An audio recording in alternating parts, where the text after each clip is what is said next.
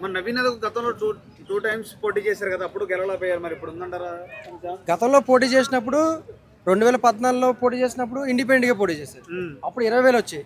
తర్వాత 2018లో పోటీ చేసినప్పుడు 40,000 వచ్చాయి. సో 2 సార్లు ఆయన పోటీ చేశారు, 2 సార్లు నిలబడ్డారు. మొన్న ప్రధానంగా 2023లో అసలు యాక్చువల్గా నవీన్ యాదవ్ గారు ఇప్పుడు కాదు, 2023లోనే ఎమ్మెల్యే అవ్వాల్సింది.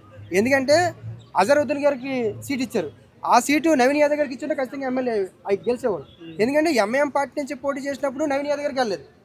అంటే మైనార్టీ ఇక్కడ మైనార్టీ ఓట్ బ్యాంక్ ఇంకా ప్రధానమని చెప్తారు కదా. ఎంఐఎం పార్టీ నుంచి పోటీ చేసినప్పుడు నవీన్ యాదవ్కి వెళ్ళలేదు. కాంగ్రెస్ పార్టీ నుంచి అజరుద్దీన్ గారు పోటీ చేసినప్పుడు కూడా ఆయన కాంగ్రెస్ పార్టీకి వెళ్ళలేదు.